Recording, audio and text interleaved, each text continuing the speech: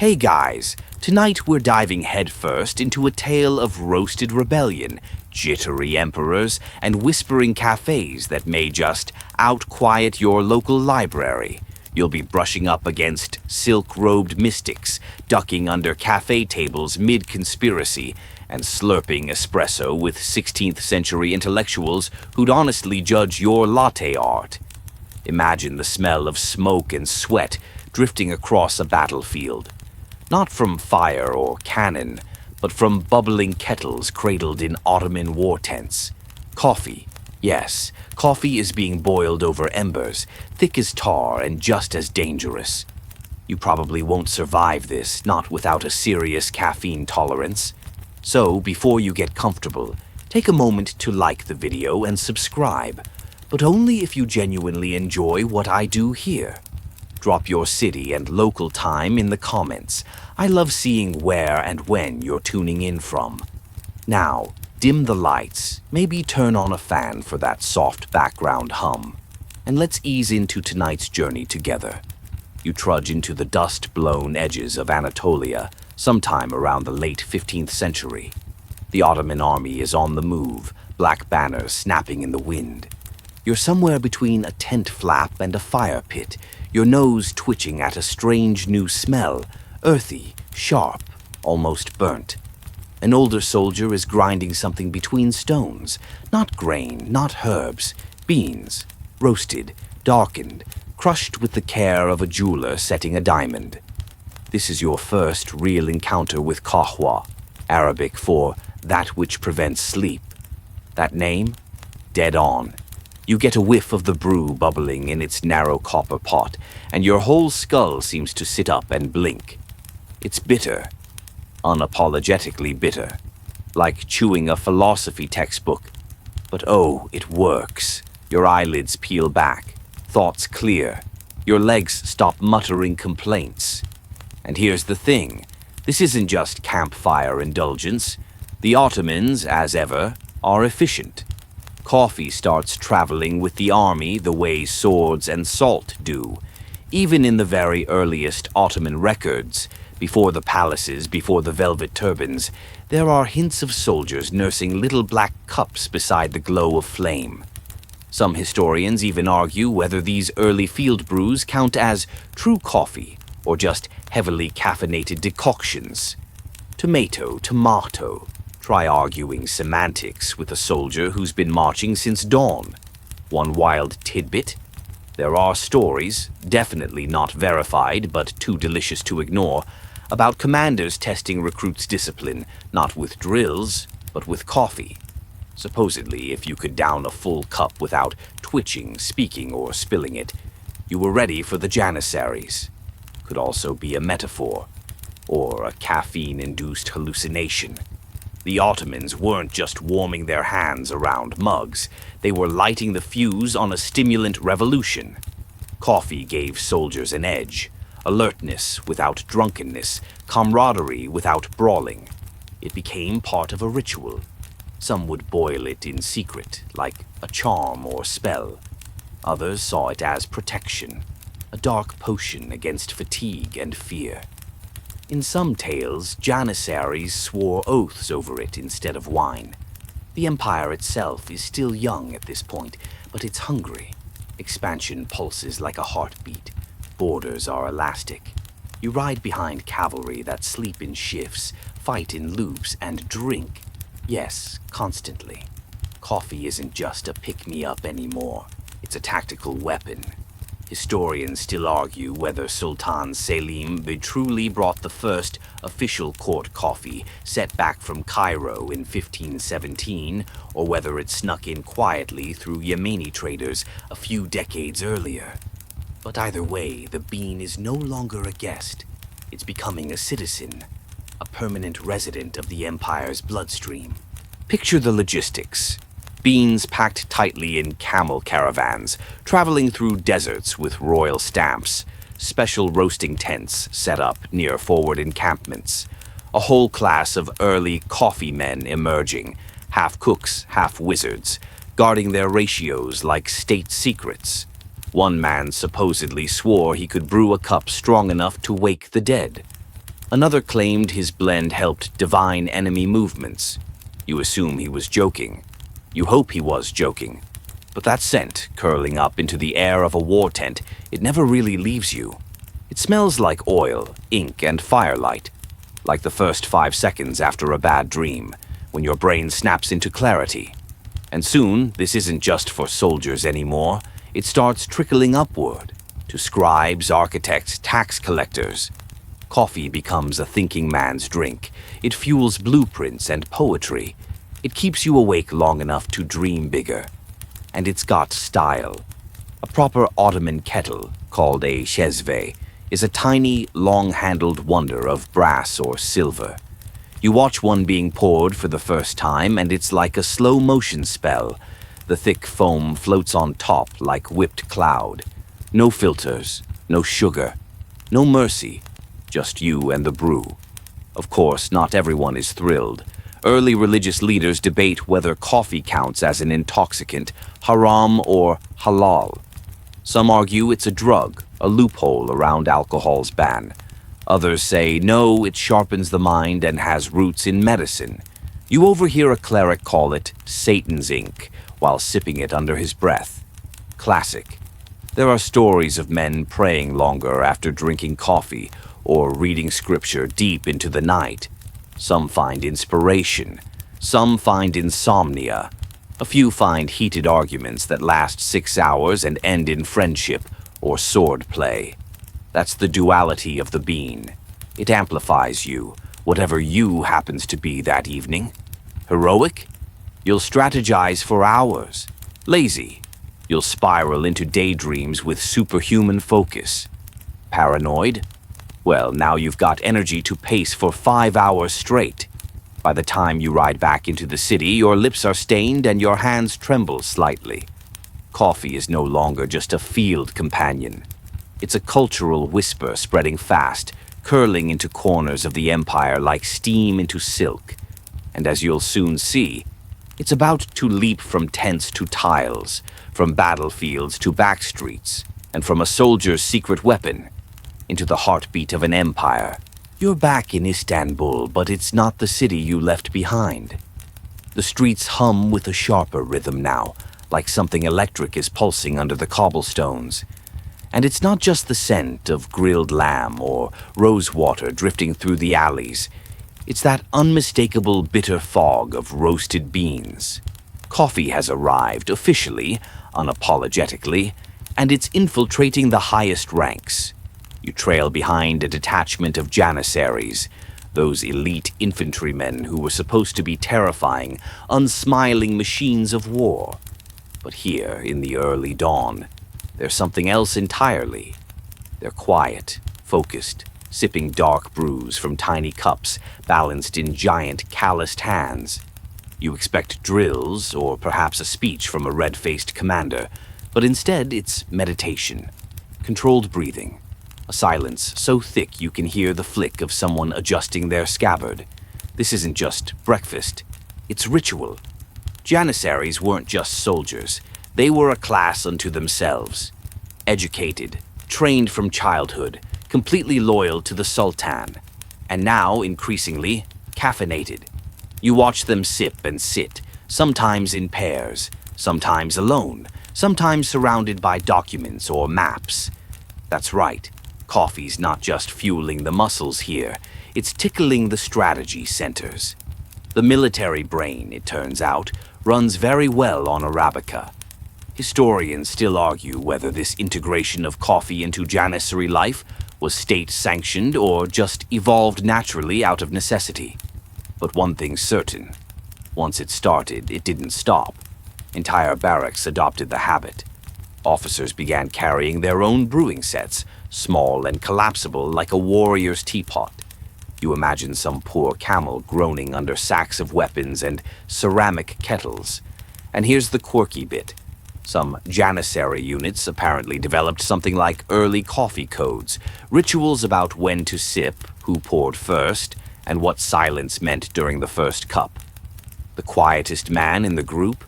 He might be the one planning the entire city's defense, or maybe he just needed 5 more minutes to wake up. There's no way to tell. You duck into a supply tent and see a barrel labeled Yemeni gold. It's not coins. It's beans, pale and unroasted, with a scent like damp earth and incense. Yemen's port of Mocha, yep, that Mocha, is the source of nearly every Ottoman cup, and already merchants are getting greedy. Coffee prices fluctuate wildly. Scandals brew alongside the drink. Some suppliers get caught mixing roasted chickpeas into their beans to stretch the product. One general apparently defected over a coffee contract gone bad. That's not a joke. And within the Janissary ranks, you start to notice another pattern. Coffee isn't just about alertness. It's about bonding. It's a pause, a pressure valve. These men train to kill, march in heat, die on orders. But for 15 minutes in the morning, they're just men with cups. Some sip in silence. Others hum old lullabies or tell stories about cities they've never seen. One man carves elaborate poems into the wooden box that holds his coffee kit. Another swears by boiling it 3 times. Once for the body, once for the mind, once for the soul. Here's a little-known legend. One squad of Janissaries during the siege of Vienna was so obsessed with their coffee prep that they delayed an assault by an hour, mid-boil. Supposedly, their commander joined them rather than stopped them. Priorities. Now, if you're wondering whether the sultans knew about all this, they absolutely did.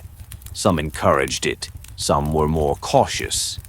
Suleiman the Magnificent, for instance, had his own royal coffee master and considered it a noble habit, part of refined court life. His court sessions were sometimes scheduled to follow coffee service, the better to ensure sharp minds and long attention spans. But others, like Sultan Murad IV, who you'll meet later, saw the bean as dangerous, a spark under a powder keg. And maybe they had a point. Because here's the uncomfortable truth. Coffee doesn't just keep you awake. It makes you think. It makes you question. It connects you with others who are also wide awake, also thinking. And in an empire that prized control, hierarchy, obedience, well, let's just say coffee was a little too good at its job. Still, in this moment, walking among soldiers, lounging cross-legged with steaming cups in hand, you can feel the power of it. No swords are drawn, but there's discipline here. There's clarity. There's an edge to the silence. And then you hear laughter, brief, low, shared between 2 men over a burnt pot. Someone mismeasured the water again. They laugh like they've got nothing to worry about, even if cannon fire is just a few valleys away. Coffee, you realize, is becoming something sacred, a moment of peace in a profession built on noise and chaos. And when these men return to the cities, when they retire or transfer or visit their families, they bring the habit with them, the ritual, the pause, the silence before the first sip. It spreads not just as a drink, but as a behavior, a culture. By the time you step out of the barracks, it's sunrise. A copper seiзвey gleams in the early light. Somewhere nearby, a cup clinks against a dish, like the ticking of a very old, very patient clock. You walk away knowing something has changed, not just in the army, but in the empire itself. Coffee is here. It's no longer a battlefield brew.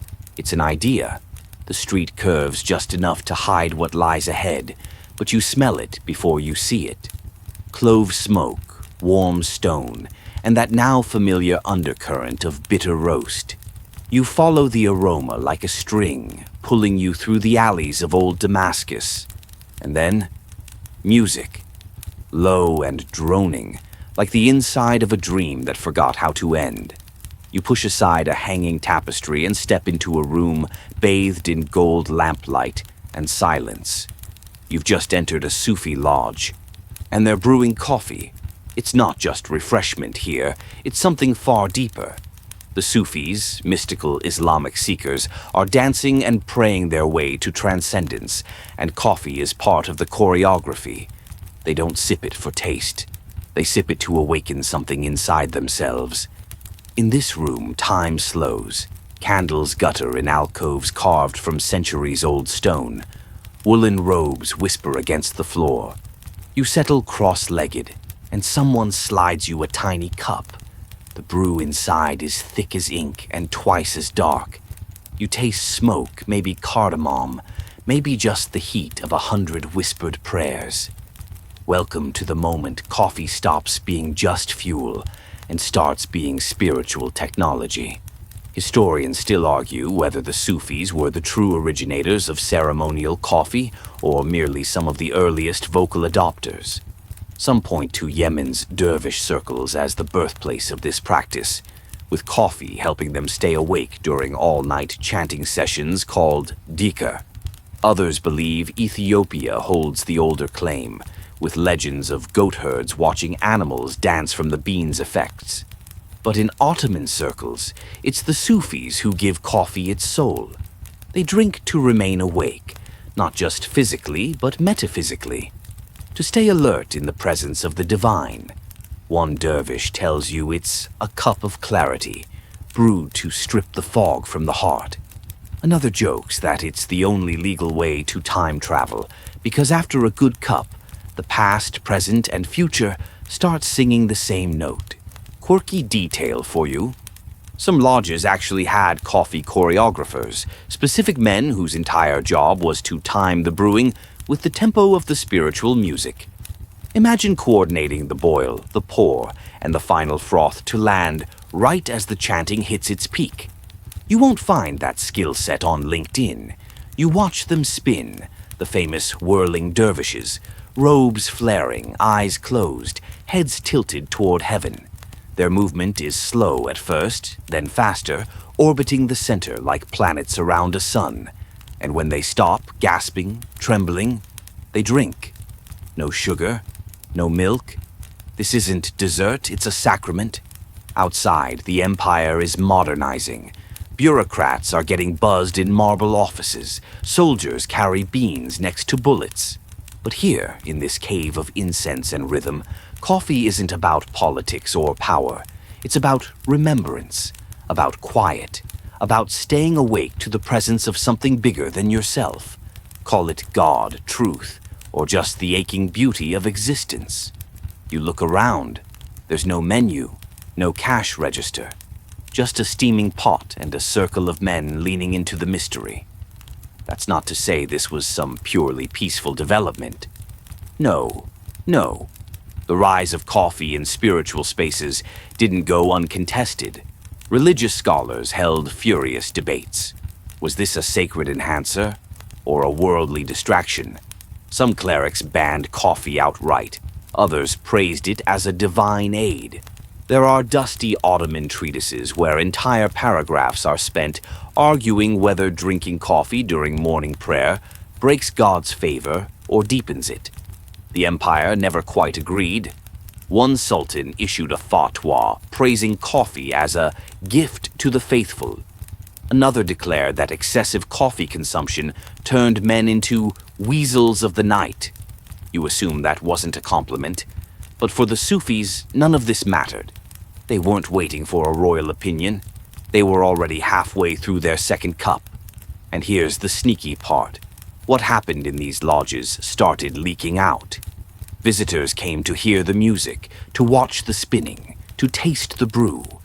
Slowly, the mystic aesthetic of Sufi coffee, quiet, respectful, trance-like, began influencing the tone of certain early Ottoman cafés.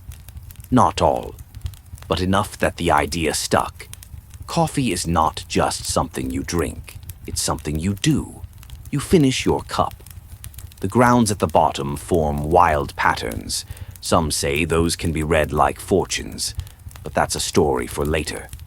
For now, it's just you, warm inside from caffeine and candles, stepping back out into the cool night with a mind that feels 3 inches off the ground.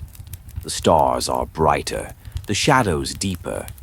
You think slower but clearer, like your thoughts are walking barefoot.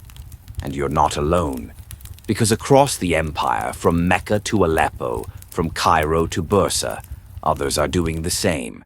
Gathering, brewing, sipping, thinking. Not loudly, not with fanfare, but quietly, reverently. This is how it starts, not with armies or architects, but with mystics, with whisperers, with a warm cup passed between hands under a flickering oil lamp. You're in Istanbul again, this time the late afternoon variety, where the sun dips low and washes the city in melted bronze. Seagulls scream overhead like they've got secrets, and the mosques cast long, sleepy shadows across the streets. You follow one of those shadows to a door that's cracked open just enough to let music sneak out. You lean in, and just like that, you're inside the Ottoman Empire's very first coffee house. It's not glamorous, not yet. No gold trim, no marble floors, just mismatched rugs, creaky stools, and a stove that huffs like it has asthma. But it's packed, elbow to elbow. A low buzz fills the room, not shouting, just murmurs, like everyone's trying to tell you something without waking up the city. This is Kivahan, founded sometime around the 1550s, depending on who you believe.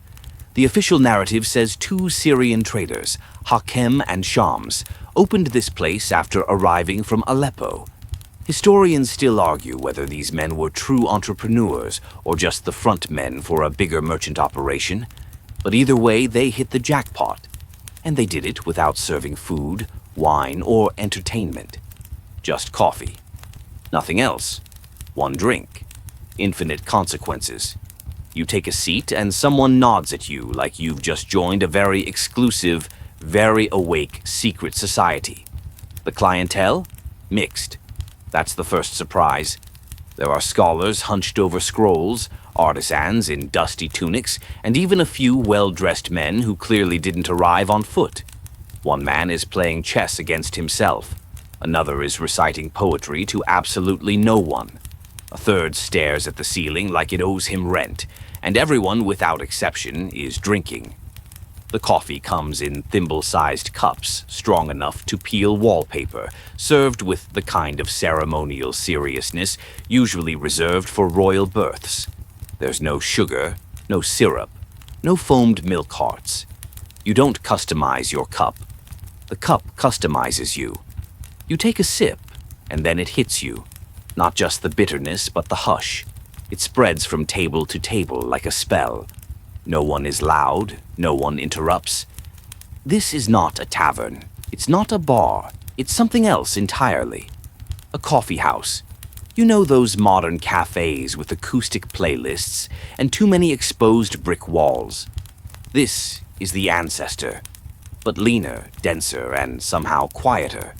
You realize quickly, the silence isn't accidental. It's part of the design, a side effect of concentrated thought, and of caffeine, quirky bit.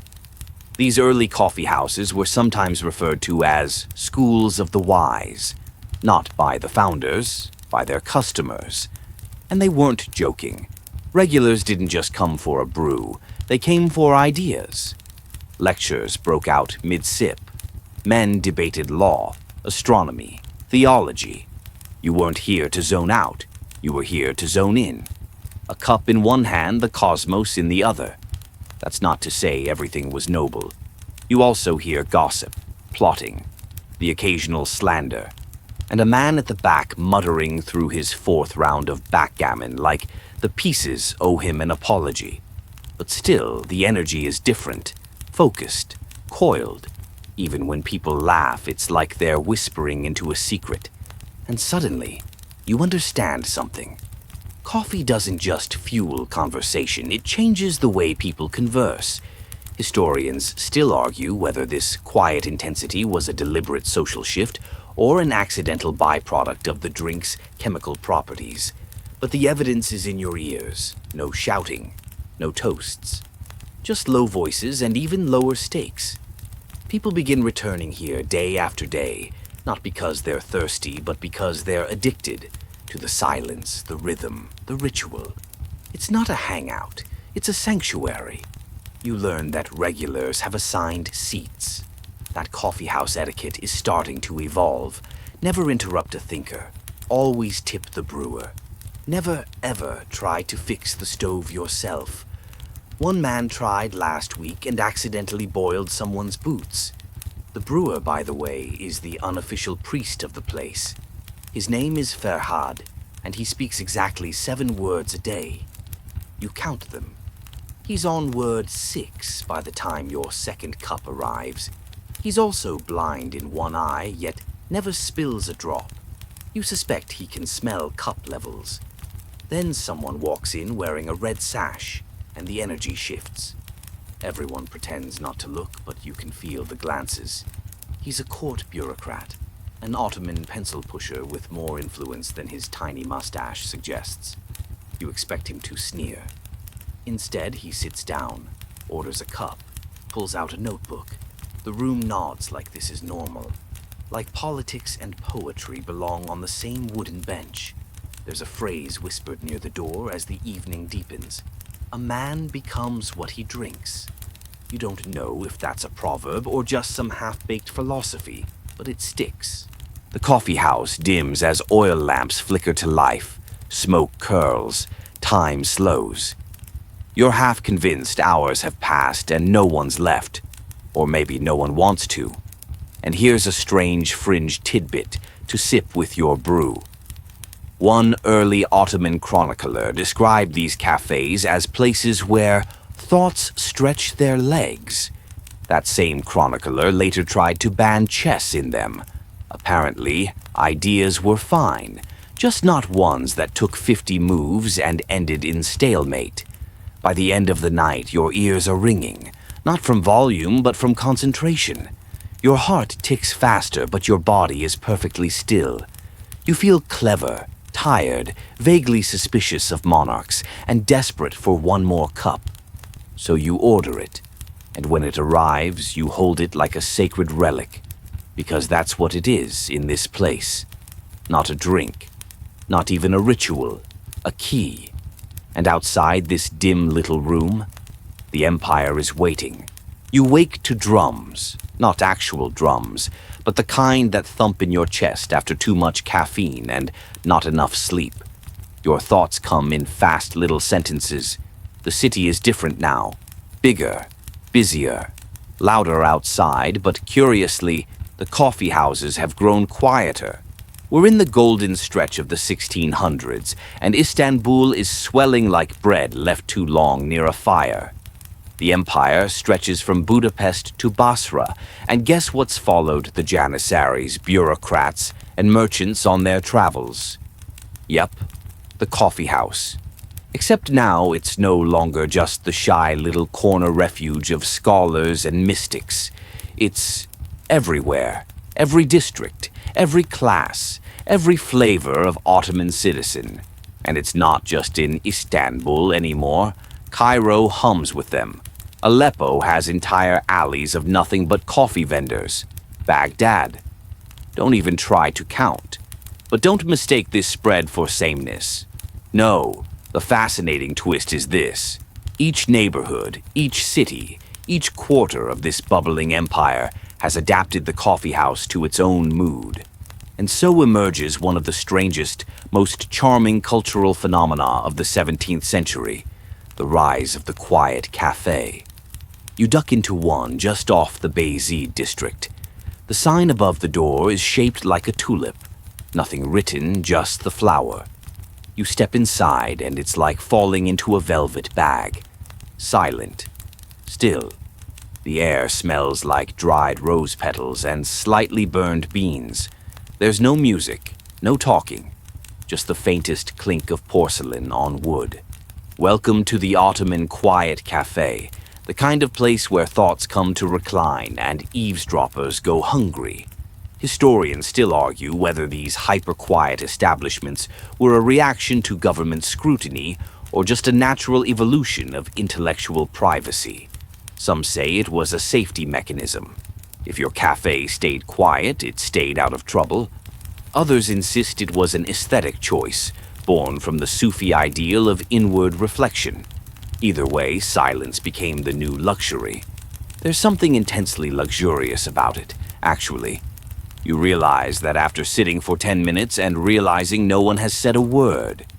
People are reading, not pretending to, actually reading. Scrolls, manuscripts, some early print materials that look like they were smuggled out of Venice in someone's pants. Your server doesn't speak, just nods. Your cup arrives on a tray lined with dark green felt. The coffee is bitter but balanced, almost contemplative. You swear it tastes quiet. This is not your average business. These cafes have rules, some posted, some just understood. No raised voices, no sudden movements, no dice games, no requests for one more spoon of sugar. And oddly specific, no singing unless it's subsonic humming approved by the proprietor. Yes, that's a real rule in a spot 2 alleys over. But these aren't monasteries. They're intellectual echo chambers. Every movement here has weight. A glance exchanged between 2 scholars can launch a paper 6 months later. A marginal note left in a forgotten book might fuel a legal reform. This is where the Empire's brain comes to sip. Quirky fact time. A few of these cafes became known by the tempo of their silence. There was the slow sip house, where the unspoken rule was a 15-second pause between each drink. And then there was the Owl's Corner, so silent that patrons wrote notes on thin slates and passed them around like classroom cheats. And here's the really fun part. This wasn't just a trend for men. In some cities, especially in the more cosmopolitan corners like Salonika or Cairo, women created their own private coffee salons. Sometimes in homes, sometimes in discreet rooms above existing cafes. No shouting, no card games. Just coffee, poetry, and very dangerous ideas passed like folded napkins. You find yourself in one such room, by accident or design. The conversation, though whispered, is electric. One woman reads out a piece of speculative history. What if the Empire had never banned women from higher office? Another suggests the Sultan's latest reforms are mostly decorative. No one raises an eyebrow. The coffee here isn't just a drink, it's a shield. Now let's add a pinch of tension, because nothing Ottoman ever stays still for long. Authorities begin to notice these havens of silence, not because of the noise, but because of the thoughts. Reports start surfacing of seditious muteness. Imagine that. Being arrested not for what you said, but for the way you didn't say it. And so the quiet cafe becomes a kind of paradox.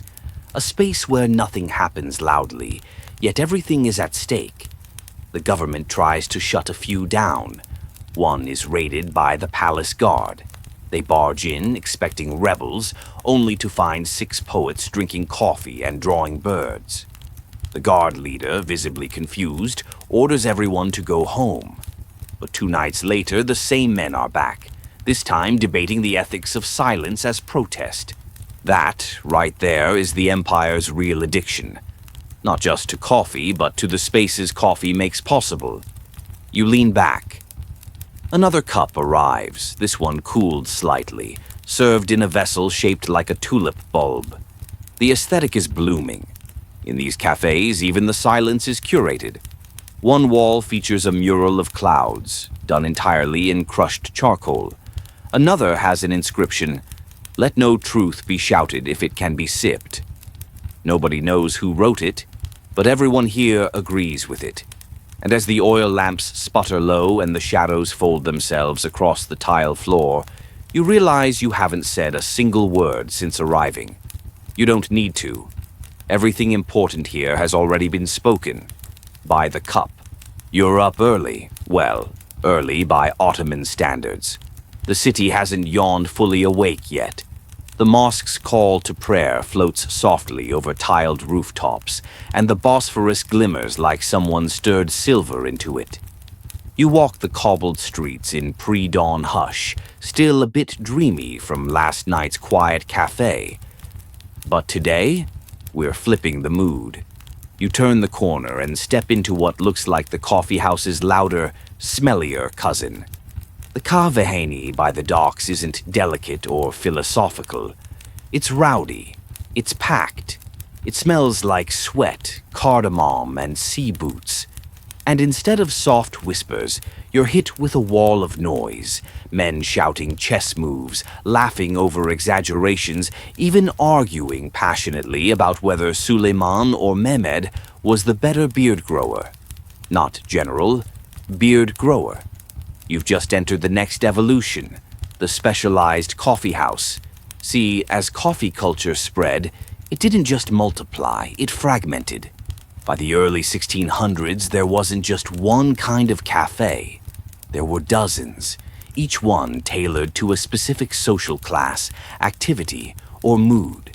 From literary salons to sailor joints to places entirely devoted to shadow puppet shows. Yes, those existed.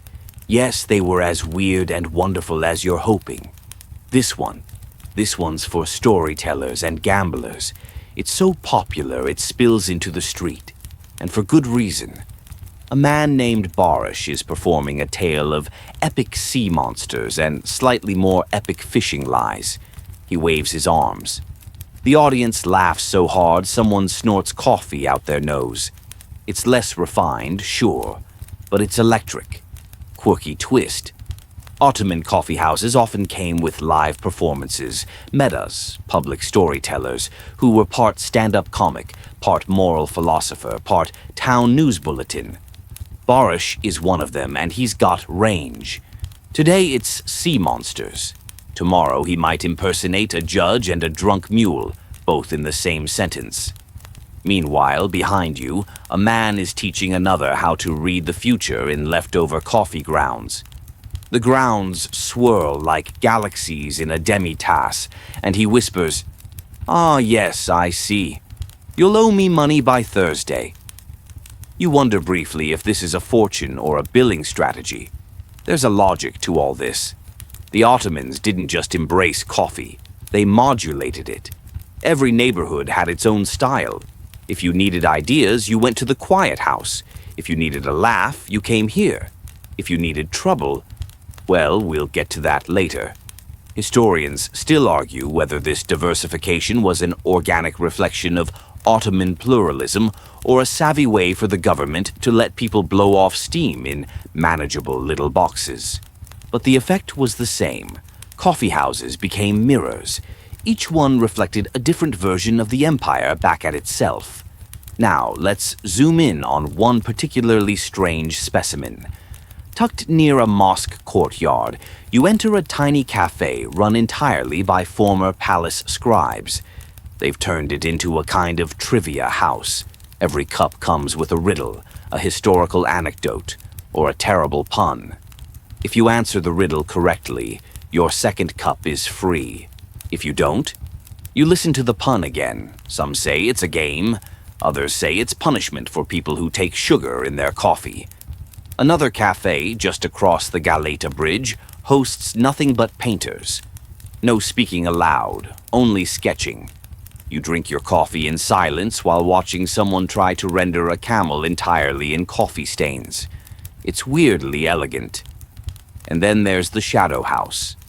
No torches, just silhouettes projected on thin curtains, while a man narrates classic tales of Nasruddin Hoja, that lovable trickster.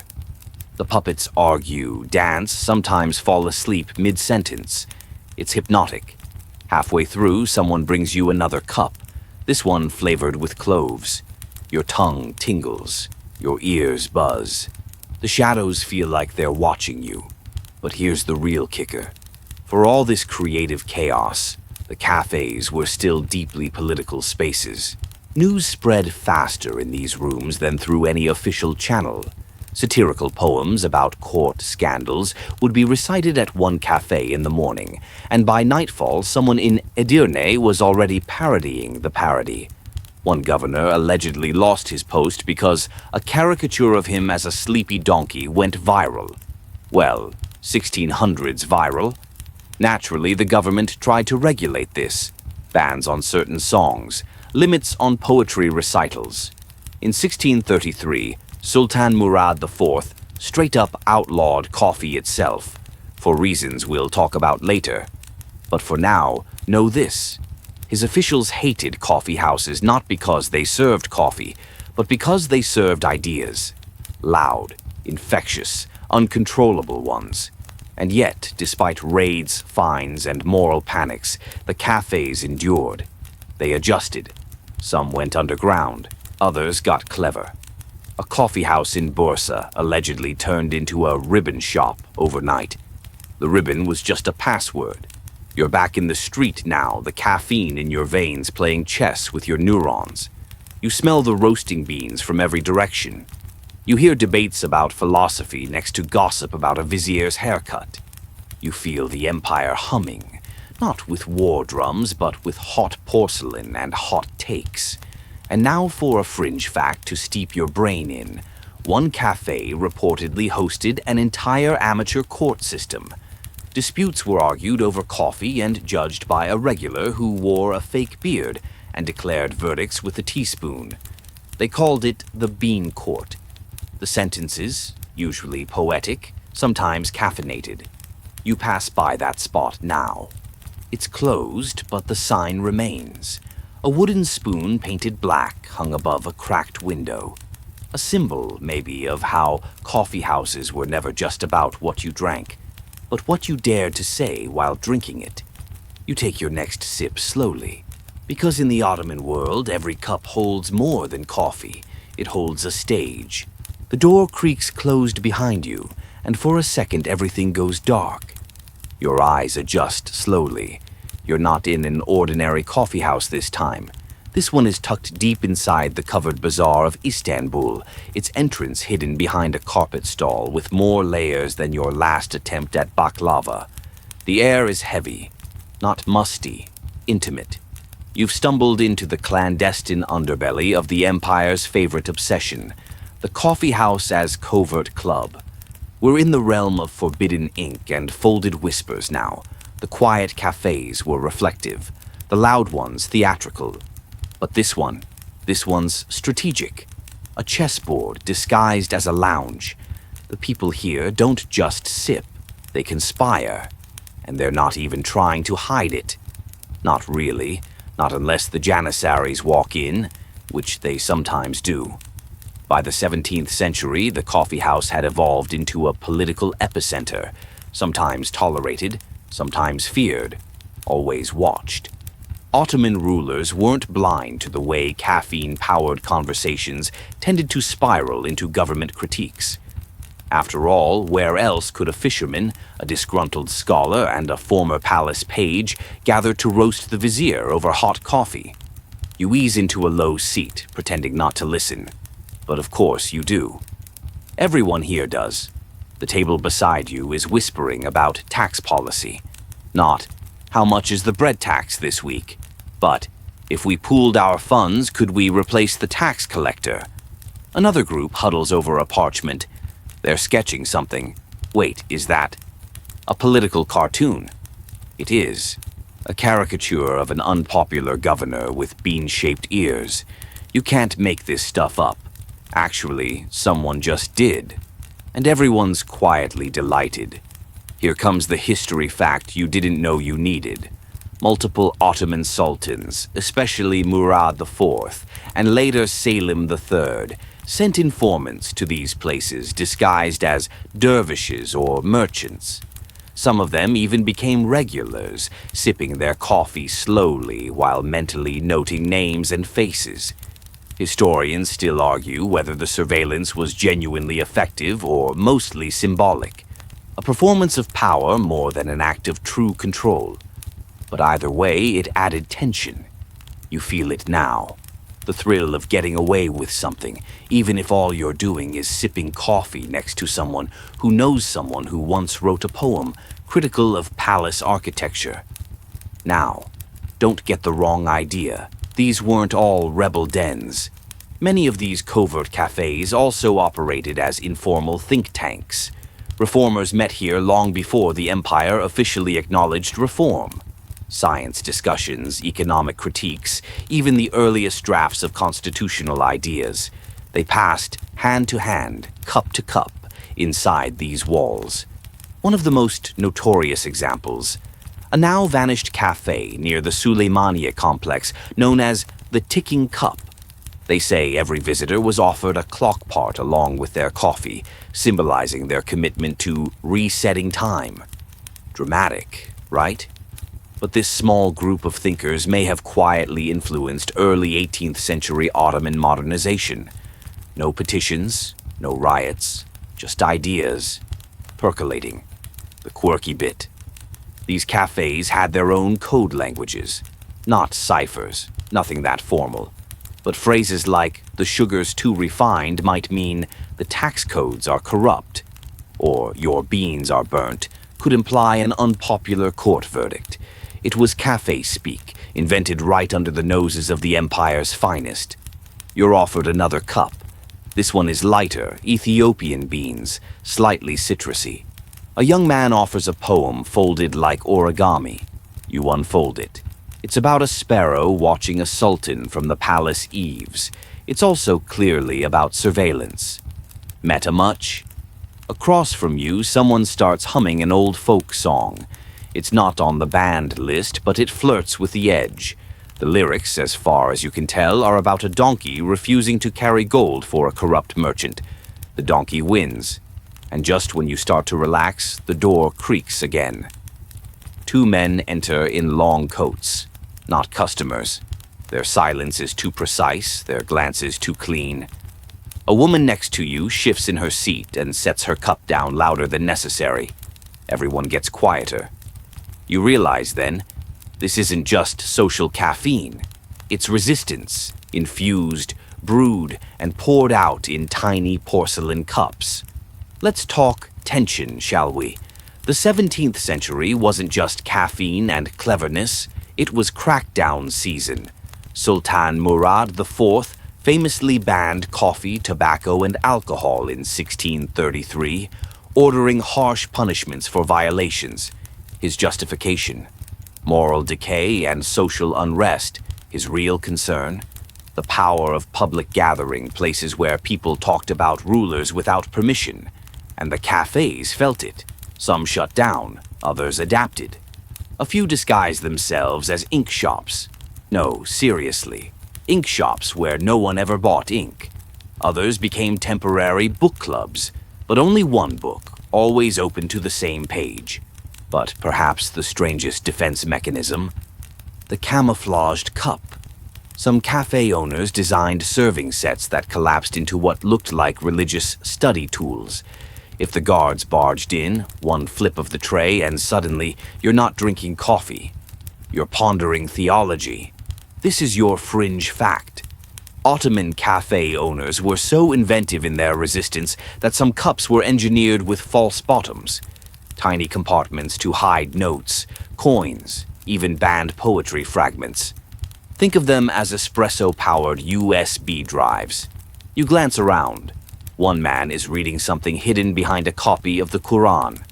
Another casually fans himself with a political pamphlet, pretending to be a spice list.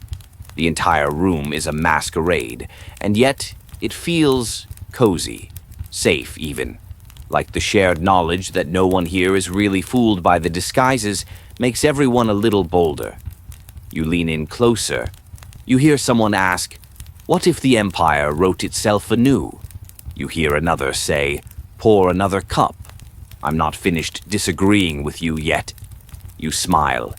Because here caffeine isn't a stimulant. It's a passport to a world where speech survives in sips, ideas whisper through steam, and every forbidden sentence starts not with a shout, but with a quiet, shared cup. You're not sure how long you've been inside the empire's quietest revolution, but the sun's definitely moved. Maybe time is resetting, like those thinkers from the Ticking Cup hoped. Or maybe the coffee's playing tricks again. You wander back into the wider world where the empire's pulse has picked up. Everything hums. The street performers are out. Someone's frying dough and honey on a cart nearby, and the smell hits like a warm handshake. But today we're leaving the city behind. Because now we follow coffee on its road trip. As Ottoman influence expanded, So did the empire's most addictive export. Not just beans, culture. Cafés started springing up outside Istanbul like mushrooms after a summer rain. Cairo, Damascus, Sarajevo, Baghdad, they all got their own flavor of Ottoman coffee house. And each one said, "We're part of something bigger." You trudge through narrow alleys in Aleppo. Here the coffee's mixed with cardamom and history.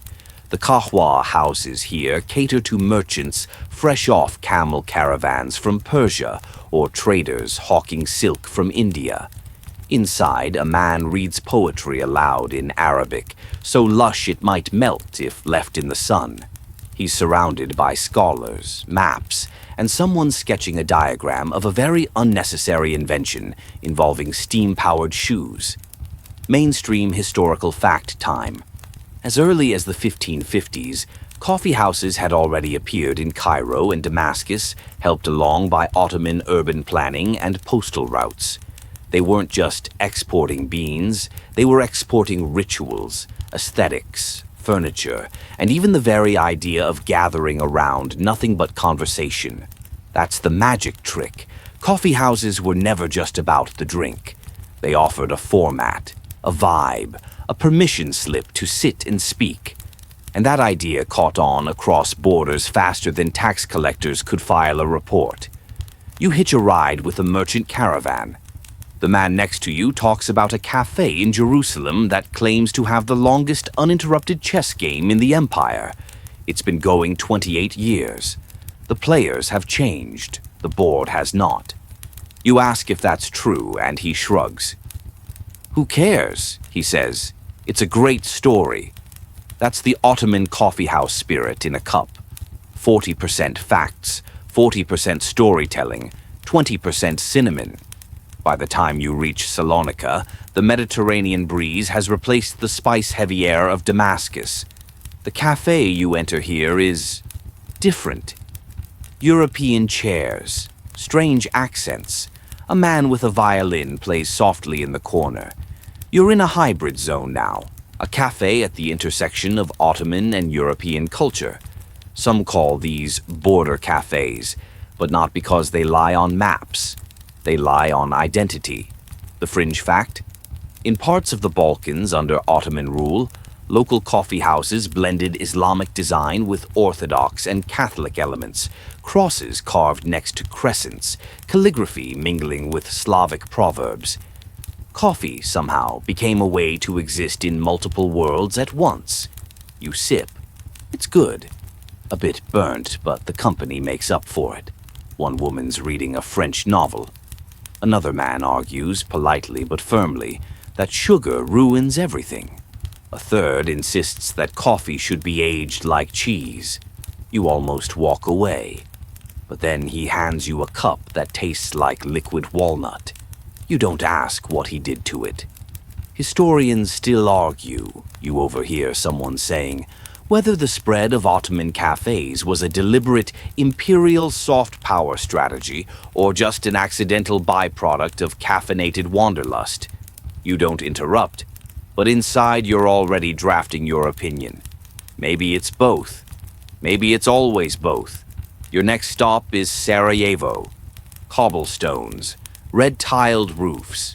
The coffee house here sits at the edge of a river, and it feels like time slows down inside. The cups are copper, the spoons are silver. The silence is respectful, except when someone tells a joke about the Sultan's astrologer getting lost on the way to his own future. This cafe specializes in tash kahve, stone-brewed coffee. The process is so slow you have time to learn 3 new proverbs while waiting. One of them roughly translates to, "A quiet mouth makes a sharp tongue," and that seems about right. Here's something weird. The local cafe goers have invented a new drinking order. They take 3 sips, say nothing, then nod in unison. It's eerie. It's also oddly satisfying. You try it. Sip, sip, sip, nod. No one knows why they do it. Maybe a misunderstanding turned tradition. Maybe an inside joke got out. But it's caught on, and that's all that matters. This is your quirky moment. cultural rituals born out of caffeine and accident, then passed on like gospel. And just when you think the Ottoman coffee house can't get any more flexible, you find the outdoor cafe in Damascus, built under an ancient fig tree. No walls, just cushions and canopy. Parrots fly overhead. A storyteller gestures so wildly he knocks over a cup, and no one flinches. Because by now they all understand. The cafe isn't the furniture. It's the space between people. Your last stop tonight is a traveling coffee tent on the edge of the desert, run by Bedouins who've infused Ottoman customs with older nomadic hospitality. Here, coffee isn't served to you, it's served with you. A shared ritual, a passed pot, a single cup refilled for each guest, in a specific order. Elders first, then poets, then warriors, then everyone else. You fall into that everyone else category, and that's fine. The coffee's spiced with cardamom, nutmeg, and what you swear might be gratitude. It's humbling. It's warm. It tastes like being included. And then, just before you sleep under stars big enough to poke your heart, someone hands you a napkin with the empire's most understated truth scrawled on it in charcoal. The road bends, but the cup remains steady. You keep it. Because wherever the Ottoman Empire wandered, the coffee house followed, not just as comfort, but as a claim, a way to say, we're still here, still speaking, still brewing something worth sharing. You wake with dust in your eyelashes and the smell of last night's coffee still tucked into your clothes like a lullaby. The caravan's long gone, but someone left a steaming cup by your side, the last embers of the fire flickering under it. You sip, stretch, and squint at the horizon, because today your journey turns inward. We're about to slip behind the curtain and look at who really ran these coffee empires.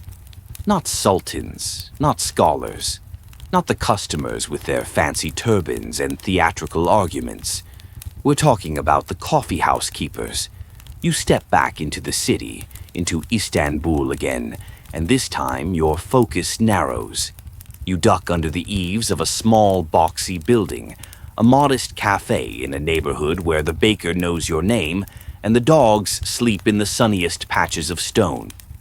The man behind the counter is adjusting the sezvi with the same reverence you'd expect from a jeweler resetting a diamond. His name's Mehmet. Everyone calls him Abi, short for Big Brother. And he's been here for 30 years, his father before him. His son already learning the trade, even if he can't stop texting long enough to stir the foam right. Mehmet is what you'd call a kahveci, not just a barista, but a minor priest of public life. Mainstream historical fact time. The role of the kahveci was more respected than you might guess. These men, and very occasionally women, especially in provincial towns or behind-the-scenes roles, were not only responsible for preparing the coffee, but also for maintaining the space, memorizing regulars' orders, and sometimes even settling disputes. In royal households, a kahveci, chief coffee steward, held an official palace title. And the most unexpected part? In elite Ottoman circles, being a good coffee brewer could get you promoted. Seriously. Some kahveci figures ended up as trusted advisors or secret messengers. The reasoning was simple. If you can manage the empire's caffeine supply without poisoning anyone, you're probably trustworthy enough for sensitive work. Now, here's your quirky detour. Some of these kahvecis were also part-time fortune tellers. You didn't just drink the coffee. You flipped the cup afterward, and the kahveci would examine the patterns in the grounds. They'd pretend to be reluctant. "Oh, I don't do this," they'd say, and then immediately go, "But that long curve there? Definitely a journey. Maybe to Edirne." It wasn't just a sideshow. The Ottoman public loved it. Even in court circles, interpreting coffee grounds, called tassiography, was a common parlor activity. Some patrons picked cafes based entirely on whose fortunes they liked better. Forget Yelp reviews. This was about mystical PR.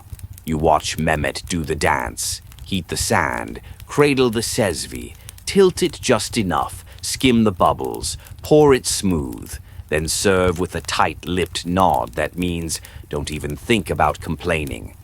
He knows everyone's name. He also knows everyone's secrets, but he keeps them locked behind a smile and a perfect brew. Here's where things get complicated. You glance around his cafe and realize he's not just making coffee. He's curating space. He decides who sits where, who's allowed to talk politics, who gets silenced with a raised eyebrow. He controls the tempo of the room the same way he controls the temperature of his sand tray. And just like that, the coffee house keeper becomes a conductor. Historians still argue whether the Cavici was more of a servant or a soft power broker. But one thing's clear. He wasn't neutral. Not really. If he liked you, your ideas got echoed. If he didn't, your voice got swallowed by the background noise. One subtle gesture, and your speech dissolved like sugar in a too-hot brew. The woman beside you leans in. He once shut down a rumor, she says, just by serving bitter coffee. You blink. What? She shrugs. It's a message. Everyone knew what it meant. The conversation didn't come up again. You laugh, but also chill. The unspoken language of the Ottoman cafe wasn't just in words. It was in temperature, texture. Whether your coffee came with a date or a fig, whether you were served on porcelain or metal, these things meant things. And the Cavici? He was fluent. Here's a real fringe fact for you. Some elite Cavicis were trained in subtle poisoning. Not to actually do it, necessarily, but to recognize it. A kind of anti-assassination insurance policy. In certain embassies and upper-class households, the Cavici wasn't just making drinks. He was testing every batch before it left the kitchen. Coffee as political armor. Back in the street-level cafes, the Cavicis developed reputations. One might be known as the matchmaker, always engineering friendships or marriages with how he seated people. Another might be the judge, resolving arguments with carefully timed refills. Still others became mythic. He makes coffee so good, someone whispers to you once. You forget your debts while you drink it. You wish he was joking. But of course, not all keepers were gentle giants. Some were petty tyrants. Others had political motives. And a few, especially in contested zones, were spies. Imagine being paid to pour coffee with one hand and collect intel with the other. And the power went both ways. Customers could make or break a cafe with their loyalty. A beloved Cavici might get 10 years of goodwill. But one bad brew at the wrong table, you'd have a ghost town overnight. You follow Mehmet as he closes up for midday prayer. He wipes the counter, adjusts the stools. Then, without looking up, he says, "You know, every cup is a fingerprint." You nod like you understand.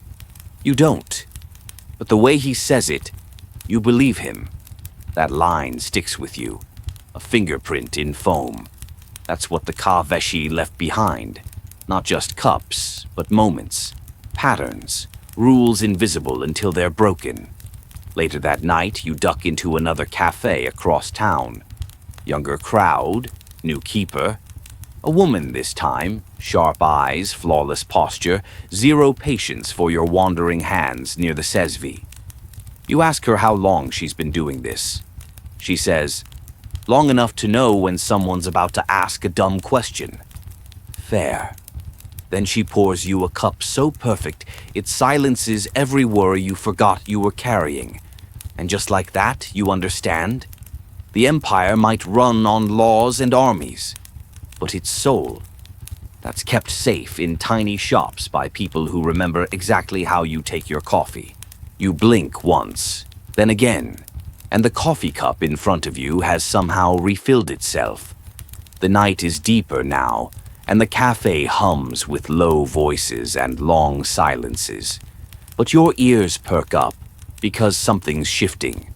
Not the coffee, not the room, the law. You stretch your legs and ease into the cobbled street again, this time headed not for a particular cafe, but for the places where cafes stopped being safe.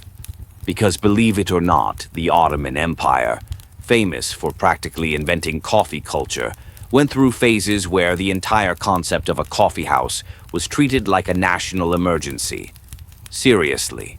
Your first clue is the sudden, nervous glance of a man in a fez when someone laughs too loud. You follow him down a narrow alley into a coffee house with its windows blacked out. Inside, candles glow, voices whisper, and everyone looks like they're reading something they absolutely shouldn't be. The moment you sit down, someone places a finger to their lips. Shh. You've entered the Shadow Cafe. Mainstream historical fact. Starting in the 17th century, Ottoman sultans issued a series of bans against coffee houses. The reasons were complex but eerily familiar. Political unrest, fear of sedition, and public morality. Coffee houses, it turns out, were where people talked too freely, joked too boldly, questioned too loudly. You know, fun things. The first major crackdown came under Sultan Murad IV, whose reign started as a teenage mess, but quickly hardened into one of the strictest in Ottoman history. This guy banned coffee and tobacco, and even alcohol, despite being allegedly fond of all three. Hypocrisy, or genius political theater? Historians still argue whether Murad's coffee ban was about maintaining Islamic law or silencing dissent. But here's your fringe twist. Murad didn't just issue written edicts. He allegedly patrolled the streets in disguise, sword tucked under his cloak, ready to personally punish illegal drinkers. Urban legend? Possibly. But enough people believed it that the mere sound of boots outside could empty a cafe in 5 seconds flat. You duck into another cafe, this one barely more than a tent. A man coughs and says, "Don't worry, it's only tea," as he hides a tsezve under the tablecloth. Everyone chuckles, but their eyes stay on the door. Welcome to underground caffeine. And yet, somehow, the bans never fully stuck. Every time a coffee house was burned or shuttered, 3 more popped up. Some disguised themselves as textile shops, others called themselves bathhouses or poetry clubs, and one, you're pretty sure, claimed to be a lost and found for Ottoman socks, just to throw off inspectors. Because the thing about banning cafes, it only proves how important they are. Ottoman authorities weren't just worried about chatter. They were scared of organization. Coffee houses gave people time to sit, to think, to plot. And even when they weren't plotting, they looked like they might be. That was enough. The government feared the silence between sips. You slide into a shadowy corner of a disused spice warehouse that now hosts a rogue cafe. The room is full of contraband coffee, whispered verses, and at least 2 printed pamphlets hiding in a hollowed-out Quran. You don't read Ottoman Turkish very well, but from the tone, it's definitely spicy. At the next table, a man swirls his cup and says, "Censorship is just flattery with more knives." You scribble that one down. And the punishments? Not light. Some Cafés were flogged, others fined into ruin. In rare cases, people were executed, though most punishments stopped at public shaming or property destruction. One record tells of a cafe torn down by order of the Grand Vizier, its door nailed shut with a note reading, "This is where foolishness brewed." Of course, every empire has its contradictions. Just a few blocks away from one illegal cafe, another coffee house was funded by the local governor himself. So you had a bizarre double standard where, on one street, sipping coffee was political suicide, and on another it was encouraged with state-backed pastries. The result? A wild game of cat and mouse, fueled by beans and bureaucracy. You enter one cafe through a bookshop, another through a mosque's back courtyard. One is hidden under a barber shop, its entrance disguised behind a mirror. You begin to feel like a character in a novel you haven't finished reading. But the boldest trick you see tonight? A floating cafe. Yep, it's a small rowboat anchored just offshore on the Bosphorus. Patrons are rowed out one by one. No walls, just water, sky, and a brazier in the middle for brewing. No land, no law, someone whispers. Just coffee and the current. And here's your quirky detail of the night. During one crackdown, people started drinking their coffee out of onions. Hollowed out, boiled onions. Why? Because it looked like soup.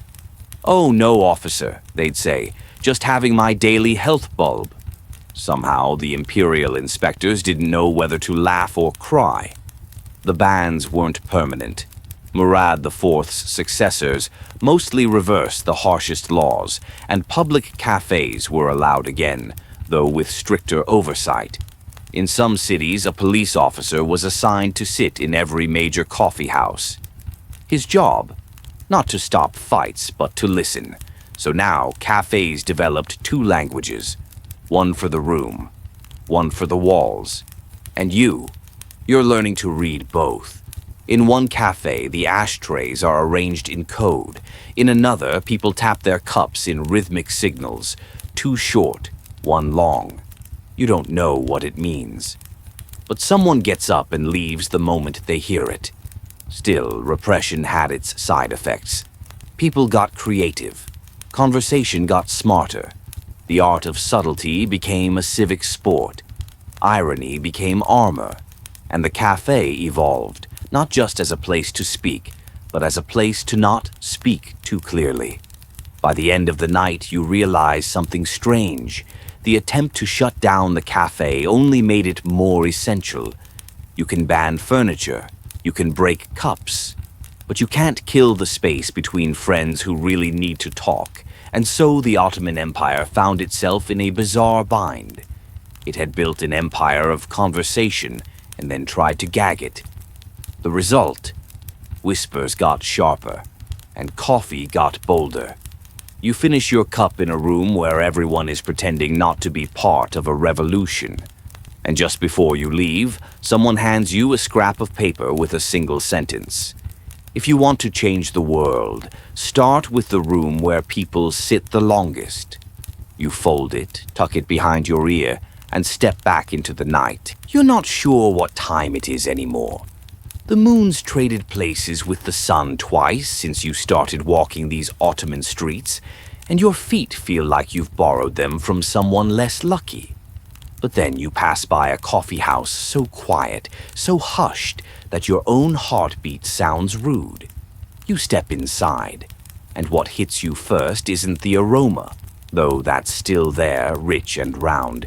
It's the stillness, like the air has settled into a velvet hush. You're in a place where people don't speak unless they absolutely have to. Welcome to the rise of the world's quietest cafes. It doesn't start here exactly, but this is where it begins to matter. You look around, no games clattering in the corner, no political debates crescendoing over sugar cubes, just people sitting, breathing, sipping, thinking. This wasn't always the norm. Remember back in Section 4 when Ottoman cafes were borderline carnivals, complete with shadow puppets and impromptu roast battles?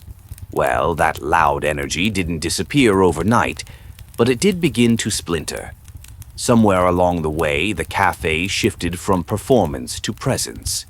Mainstream historical fact. By the 18th and 19th centuries, certain Ottoman coffee houses had become closely associated with introspection. They catered to poets, calligraphers, mystics, and solo travelers. These weren't the loud, dice-rolling joints of the earlier empire. They were havens for the deeply thoughtful or the deeply weary. One type in particular earned its own nickname, the Sufi Coffee House. While not exclusively run by dervishes or officially religious spaces, these cafes were quiet, contemplative, and steeped in spiritual ambiance. They often played soft music, like the ney flute, low, breathy, and capable of making you cry into your cup without fully knowing why. You sit near the window. Nobody acknowledges you. Not rudely, more like you've entered a library where everyone's mid-sentence, inside their own minds. The kahvishi in this place doesn't announce your order. He just appears, a whisper of footsteps and steam, and places the cup beside you like a final punctuation mark, your fringe detail for the evening. Some quiet cafes had a custom where you could place a colored bead on your table to signal your mood. Blue for peaceful, red for needing conversation, black for leave me alone and don't ask. No talking required, just a little silent semaphore. The original "Do Not Disturb" sign, but stylish. There's an older man at the far end of the room. He's not reading. He's not even drinking. He's just sitting. And in that stillness, you realize, in these cafes, silence is the conversation. A shared agreement not to fill the air with things that don't need saying. Historians still argue whether these quiet cafes were a reaction to political censorship or a natural evolution of aesthetic taste. Did people grow tired of dodging informants and choose peace? Or did the empire's artistic class simply carve out places where noise couldn't follow? The answer's probably yes, to both. A young woman a few tables over is sketching a tulip. The Ottoman obsession with tulips, remember, was once so intense it sparked an entire era, Lael Devri, or the tulip period. But here she draws slowly, not to impress, just to be. You think this cafe isn't about coffee, it's about permission, to be alone, together. And something else changes too. In cafes like this, time begins to pause. There's no rush, no check, no pressure to order more. People stay for hours over a single cup. Some scribble poetry. Others just stare out the window as minarets glide past in the fading afternoon light. You can almost hear their thoughts, gentle, woolen, slow. And when someone does speak, everyone listens, because it means something. In one quiet cafe, a man stands and recites a single haiku in Ottoman Turkish. Nobody claps, but someone places a dried rose on his table when he sits down again. No words exchanged. You visit another that's entirely lit by candlelight. Each table has its own wick. No overhead bulbs, no music. Just the sound of flame and breath, and ceramic tapping gently against wood. And here's your quirky, almost unbelievable tidbit. One quiet cafe in Konya reportedly banned the word coffee. Yep. You ordered it by placing a small pebble in a bowl by the counter. The staff didn't speak either. Every interaction was done with nods, gestures, and eye contact. It became known as the Cafe for lost names. You're not sure if that's haunting or heartwarming. You remember something Mehmet the Kavechi once said back in Section 9? Every cup is a fingerprint.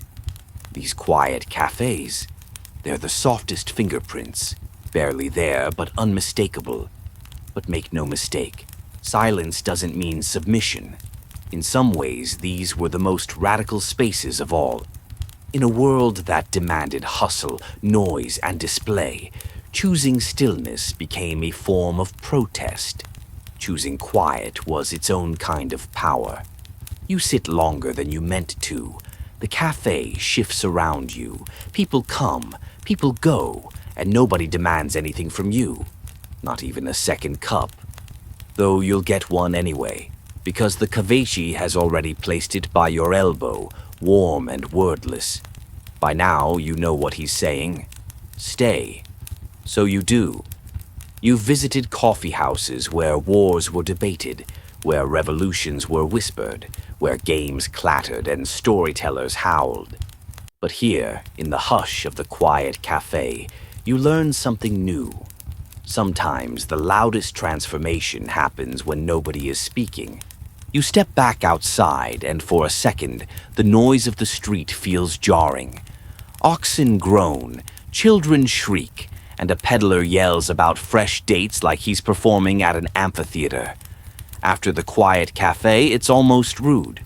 But you're not done yet, not even close. Tonight, you're heading somewhere unexpected. Because Ottoman coffee culture didn't just live in Istanbul's grand avenues or tucked away mystic retreats. No, it spilled outward like overfilled grounds, into villages, into provinces, into colonies and border towns, and, brace yourself, even into places where coffee wasn't welcome. Because here's the thing no one tells you at the start of this journey. The Ottoman coffee house became a cultural virus. Contagious, adaptive, delicious, and impossible to contain. So now you take a ship. It's creaky, you sit beside goats, and your coffee is sloshing dangerously close to your boots. But the destination? Cairo. Mainstream historical fact. Egypt was part of the Ottoman Empire from 1517 onward, and it didn't just adopt Ottoman coffee culture, it brewed it into something fierce and local. Cairo's cafés, called ahwas, had their own rules, flavors, and rhythms. The Ottomans introduced the drink. The Egyptians made it scream with cardamom. In one alleyway cafe, you sip something so strong it nearly flips your eyelids backward. A man next to you stirs his coffee with a cinnamon stick while explaining the finer points of Ottoman tax farming. You nod, even though you're only processing every third word because your brain is now 3 inches above your skull. These weren't just annex cafes, they were fusion zones. Turkish customs met Egyptian spices, Syrian furniture, and Nubian music. A typical ahwa in Cairo might serve your brew in a Turkish-style cup, accompanied by Sudanese oud music and a plate of full beans. Multiculturalism? More like multi-caffeinalism. Fringe detail of the day. In some provinces, local religious authorities banned coffee not because of its stimulant effects, but because of its resemblance to intoxicants. One sheikh famously declared, "Anything that lifts the heart from prayer is the devil's work." His followers agreed for about 3 hours until they opened their own secret cafe under a madrasa stairwell. But you're not stopping in Egypt. Next, you take a winding caravan into the Balkans, Ottoman territory that brought an entirely different flavor to the table. Quite literally. In Sarajevo, you find a kava served with a sugar cube placed under the tongue. That's right. No sweetening the cup. You sweeten yourself, then sip. A woman in a long embroidered skirt tells you, "In Sarajevo, we drink coffee with our ancestors." And sure enough, her cafe has a photo wall filled with people who've long since passed, each with a quote, a cup, and a preferred brewing ratio. Dead relatives as coffee critics. It's beautiful and slightly unnerving. Historians still argue whether these regional cafes stayed loyal to Ottoman customs or subtly rebelled against them. Was the local twist just cultural evolution, or a quiet act of resistance? After all, empire and assimilation don't brew well together, not unless you stir. Now you head east into the Levant, Damascus, Aleppo. Here Ottoman rule stretched long and lean, like a shadow at dusk, and the coffee houses, they were palatial, not grand like Topkapi, but decadent in mood. Velvet cushions, wall-to-wall poetry. A man with a falcon on his wrist serves you a tiny cup and a massive opinion. Here's your quirky gem. In one Syrian cafe, there was a long-standing tradition of poetic insult tournaments. Think rap battles, but Ottoman style. You had to rhyme your insult, use a historical metaphor, and drink between verses. You lose, you pay the whole table's bill. You win, free refills until dawn. You witness one. The two poets bow to each other. The first compares the other's eyebrows to a crooked minaret. The second responds by calling his opponent's coffee so weak, even death refused it. The room bursts into quiet laughter. And then, sip, sip, back to stillness. The Ottomans didn't love how easily these places slipped from sociability into subversion. More than once, governors were ordered to review regional coffee houses. Translation: infiltrate, control, or quietly sabotage. Some did. Others just opened their own. But despite it all, these provincial cafes thrived. They became mirrors, each one reflecting the empire in a slightly different mood. In Baghdad, cafes lined the Tigris, their candles glimmering on the water. In Tripoli, waiters wore red sashes and recited hadiths between orders. In Thessaloniki, coffee was served alongside lemon rinds and old Greek folk tales. You sit in one riverside cafe where nobody's speaking Turkish anymore, just Arabic, or Albanian, or Armenian, but everyone drinks the same thing. Brown, bitter, holy. By now, your head is full of languages, and your heart, it's beating in sync with the boiling rhythm of 100 tiny sesvies. The Ottoman Empire ruled over dozens of ethnic groups and languages. But in these cafes, something remarkable happened.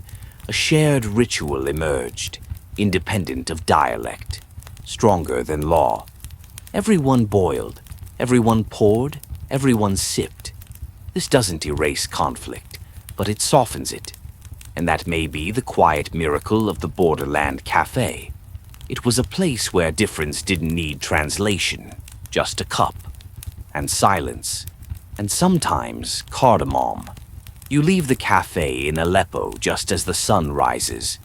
A waiter wraps your leftover grounds in a napkin and says, "For luck." You don't ask what it means. You just tuck it into your sleeve. And for the first time in hours, you realize you haven't checked the time. You don't even know what day it is. That's how you know it's working. By now, your veins are practically 70% coffee, and the Ottoman Empire has morphed in your mind from a political machine into something far more aromatic. And yet, there's one more place where the brew took root in a particularly strange way. Back on the boat, wind at your back, you sail west, to the outer edges of the Ottoman world, into the velvet-draped dusk of Europe. Vienna, to be precise. Yes, the one with the pastries. But before the sachertorte and cream-whipped elegance, there were beans. Ottoman beans. And not just any beans, leftover siege beans. Mainstream historical fact. In 1683, after the failed Ottoman siege of Vienna, the retreating army left behind many things: tents, weapons, and hundreds of bags of mysterious brown seeds. Locals thought they were camel food. One clever Polish officer, Georg Franz Kolschitsky, who had once served with the Ottomans and knew what was what, claimed the bags. He then opened one of Europe's first official coffee houses, using the spoils of empire. Imagine. Come taste the drink of your enemies. You walk through Vienna's old streets and pass a plaque marking Kolschitsky's original cafe. They serve the coffee with milk now, an innovation that came later, as Viennese palates weren't quite ready for the full Ottoman slap. The locals preferred their bitterness tempered, their darkness softened. You sip.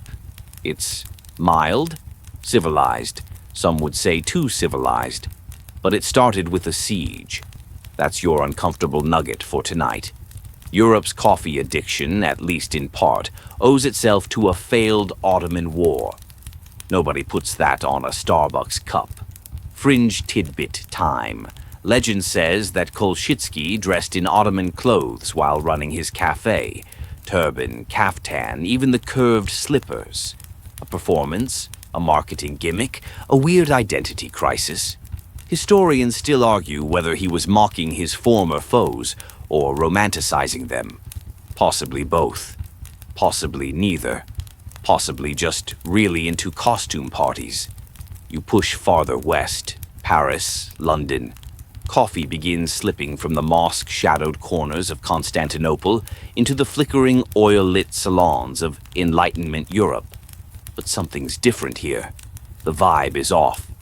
You're no longer in a culture of quiet sips and soulful stares. These cafes feel like lecture halls with caffeine. In London's first coffee houses, known as penny universities, you pay a coin and get a cup and a political tirade. Often unsolicited, sometimes with charts. You sit in one corner and listen to a man explain the gold standard for 45 minutes straight, without blinking. You try to interrupt, but he mutters, "I haven't even gotten to Bullionism." You escape while you can. Coffee in the West quickly becomes about debate, about ideas, about work. And if Ottoman cafes were temples of reflection, these new Western ones are more like verbal gyms. You don't relax here, you spar. And here's your historical zinger.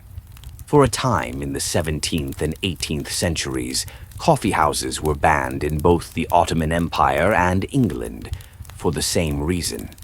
The governments feared that all this coffee-fueled chatter would spark revolution, which, to be fair, it sometimes did.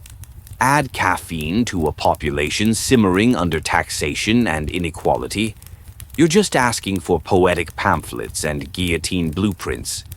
Back in the Ottoman world, officials started noticing this too. Remember how we mentioned earlier, way back in Section 5, that some sultans tried to shut down coffee houses altogether?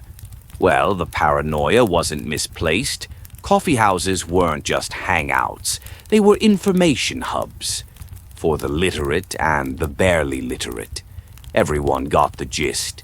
The empire is big but not invincible. That's a powerful idea. And powerful ideas go down easier with sugar. You find a quiet bench in a Parisian cafe and open your napkin from Aleppo, the one the waiter wrapped around your leftover grounds. A tiny tulip is sketched inside with 3 dots. No explanation. Just a fragment. And somehow you know exactly what it means. Don't forget where this came from. Here's the final quirky thread for this section. When European coffee houses began to emerge, they didn't just copy Ottoman brewing, they copied the aesthetic.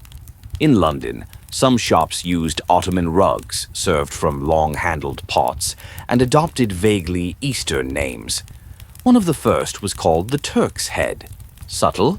Not really, but wildly popular. And the irony, Ottoman cafes were quieting down just as European ones were ramping up. The noise migrated west. You're reminded of a candle being passed from one room to another, gaining brightness, yes, but also heat. As you walk through the marble arches of a neoclassical cafe, you notice something strange. The tables are spaced farther apart. The sugar bowls are standardized. The music is piped in, not played live. The coffee is still coffee, but something essential has shifted. You're not in the Ottoman world anymore. You're in a mirror of it, a mimicry. And while imitation may be flattery, it's also erasure. Back in Istanbul, a grandmother tells her grandson a bedtime story. Not a fairy tale, but how her grandfather used to serve coffee on a tray, balanced on his head, barefoot, walking the length of a cafe while singing verses from Rumi. She chuckles and sips from a chipped cup, stained from decades of use. The boy nods. But tomorrow he'll order a latte with oat milk. You wonder, will he remember the tray, the song? Historians still argue whether Western cafes represent the evolution of Ottoman culture or its appropriation. Some call it globalization, others call it theft. Either way, the drink moved on. The empire didn't. You take one last sip in Vienna, eyes closed. The flavors changed, but the echo remains. You're starting to feel it now. Not the caffeine, though, that too, but the slow curling weight of history pressing inward like steam on glass. You've crossed cities, languages, empires, revolts, and now here you are, sipping, listening, remembering. But this chapter is different. Tonight you're entering the final, flickering phase of the Ottoman coffee house, the one with peeling paint, uneven legs on the chairs, and whispers of a vanishing ritual. This isn't the glamorous part. This is the quiet decay. The late 19th and early 20th centuries were not kind to the Ottomans. Internally, there was stagnation. Externally, there was pressure. The empire was being called the sick man of Europe, and maybe not unfairly. European powers were slicing up influence, inch by inch, and the cafe, that once rebellious space of ideas and verse, began to take on new meanings. It was no longer just a place to sit and sip. It became, quite literally, a waiting room for collapse. Mainstream historical fact. During the empire's last decades, especially under the Tanzimat reforms and the Young Turk movement, coffee houses evolved into something sharper. Political salons, dissident bunkers, recruiting grounds for writers, soldiers, and socialists. The government spied openly. Waiters were informants. Customers brought newspapers, read them aloud, and glanced nervously at the door. You walk into one of these late-era cafes in Thessaloniki. The air is tight, smoky. A man is furiously sketching the map of a future Turkey on the back of a sugar wrapper. Another mutters about the Sultan's latest tax decree, his cup untouched. You try to blend in, but everyone's watching everyone. You sip your coffee and feel the tension coil behind your eyes. Quirky tidbit. Here it is. There were coded coffee orders that indicated political leaning. Ask for a double strong with clove, and it meant you supported constitutional reform. A half-sweet in a chipped cup signaled socialist leanings. Of course, this probably varied by neighborhood, but the point was, even your drink became a signal, a badge, sometimes a risk. Historians still argue whether these cafe codes were real or mostly legend. One scholar calls it revolutionary romanticism served with a teaspoon. Another insists he found Ottoman police records describing subversive caffeine behavior. Whether factual or poetic, you feel the truth brewing behind the tale. And speaking of brewing, coffee itself was changing too. Imported beans were harder to come by. The empire's borders were unstable. Coffee prices rose, and so many began substituting. Chicory, dried figs, roasted barley. You sip one cup in a dusty Aleppo corner, and it tastes like regret and pencil shavings. But still they called it coffee. Still they gathered. Even imitation could offer comfort. The furniture aged, the songs quieted, the poets drifted away.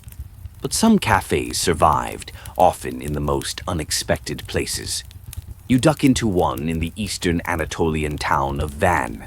The walls are lined with faded newspaper clippings, most in Ottoman Turkish script. A teenager behind the counter serves you the last true mira, that impossibly strong, concentrated style of coffee more common among the Bedouins. It hits your tongue like fire, then opens your lungs like a storm. He nods once and returns to his corner, where a black and white television shows a football match from 3 weeks ago. And just like that, you're reminded. The Ottoman Empire may be dying, but the ritual isn't. Because as one empire faded, another began. It's 1923. The Republic of Turkey is born. Mustafa Kemal Atatürk bans the fez, changes the alphabet, and launches a seismic modernizing campaign. Coffee houses, once the domain of the dervish and the drunk philosopher, must now answer to the logic of the nation-state. You sit in a reformed cafe. It's clean, streamlined, no tobacco haze. There's a radio playing nationalist marches and a poster warning against idle loafing. And suddenly you see the end, not of coffee, but of the cafe as you knew it. The Ottoman version, the lopsided, mystical, rebellious, poetic haven. Because this is something else. Modern, regulated, predictable. Even the cups have changed. No more porcelain tulips. Now it's glass, mass-produced, identical. You miss the chipped ones. Still, the old cafes didn't vanish overnight. Some clung on, stubborn as rust. In side streets, elders still gathered, still drank, still whispered. But they were now relics, nostalgia in real time. You visit one such holdout in Bursa. There's a samovar in the corner, a photograph of Ataturk on the wall, and a parrot that says, Eyvallah, every time someone stands up. The men there are in their 70s. One tells you he used to deliver coffee to Ottoman officers when he was a boy. He describes their uniforms, their rings, their silence. You ask if he misses it. He just shrugs and says, "The coffee was better then." Quirky enough for you? He then tells you a story about how, when the alphabet changed in 1928, one cafe owner refused to switch signs. He claimed the old script was blessed. Officials fined him. He paid. They fined him again. He hung a teacup on the signpost in protest and renamed the cafe "The Cup Doesn't Care." No one's quite sure if it's true, but the cafe did exist, and its last sign just read "Coffee." Historians still argue whether Ataturk's reforms killed Ottoman coffee culture or simply gave it new clothes. Some say the silence was broken, others say it merely changed pitch. And you? You just sip. Because what matters now isn't the empire, it's the brew. It's what the brew carried, and what still lingers in the bottom of the cup. As you leave the cafe in Bursa, the parrot mutters, "Eyvallah," one last time. The door creaks, the sunlight feels softer, and maybe, just maybe, you start to understand why the quiet cafes mattered so much. They didn't fight history. They endured it. You open the door to what feels like the end of a long dream. Not a dramatic ending, not a slamming conclusion, but a gentle, slow fade, like the final swirl of grounds at the bottom of your demi-tasse. You're in Istanbul again. Not Constantinople, not Byzantium, modern-day Istanbul. The traffic honks are back, so are the cell phones. But in a side alley off a street too narrow for cars, there's a cafe with no sign, just a painted teacup on the door. You walk in. Wooden chairs, faded carpets, one wall covered in clocks, none showing the correct time. There's no menu, just a small chalkboard that reads, "Today's coffee, yes."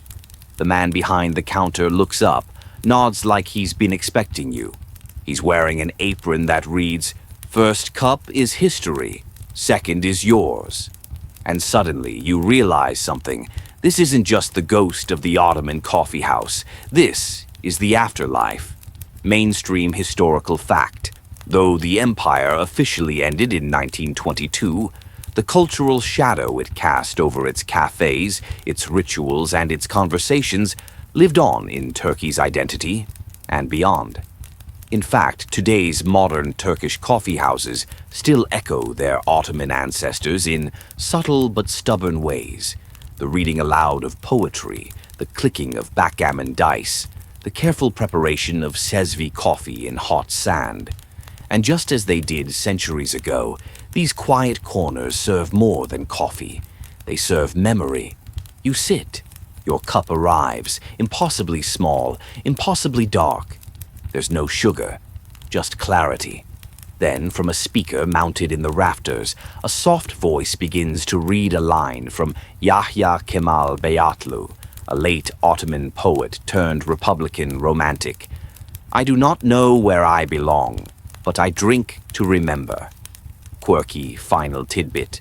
A recent study found that older Turkish cafes still use the same kezvis their great-grandparents used, some over 100 years old, handed down not as heirlooms, but as functional tools. And when one breaks, it's not thrown away. It's nailed to the wall, a kind of shrine to endurance, to imperfection, to use.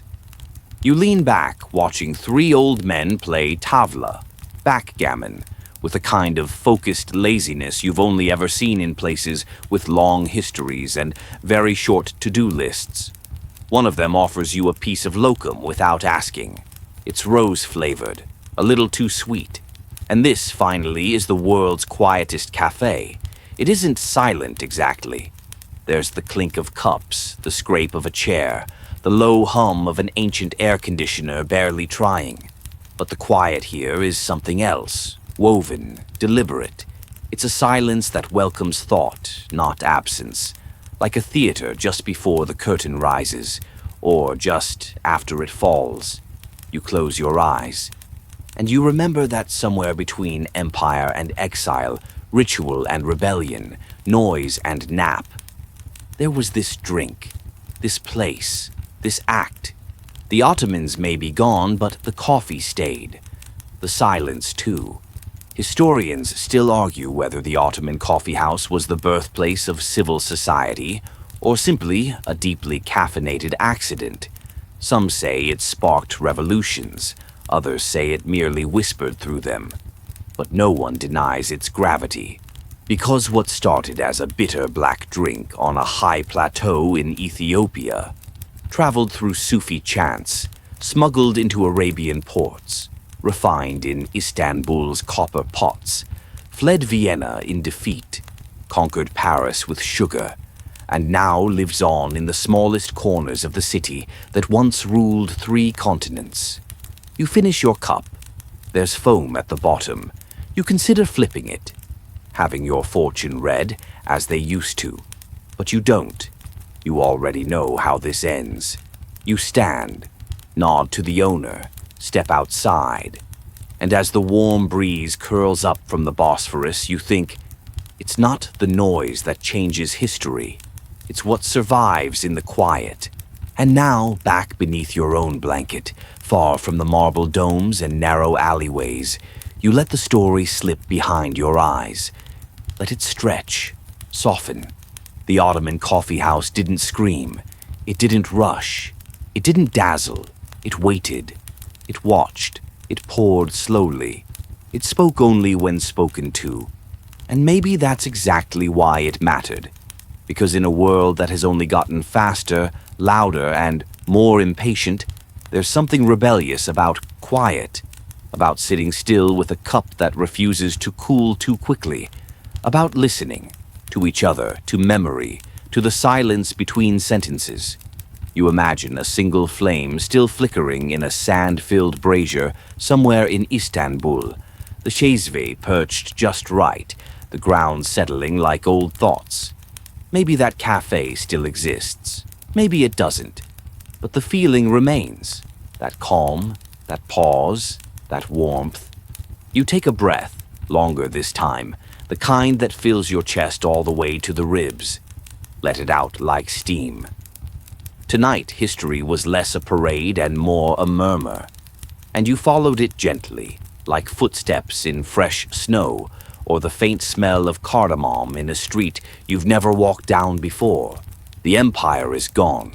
The revolutions have passed, but somewhere a small porcelain cup waits for its next story. Sleep now. Let it find you. Sweet dreams.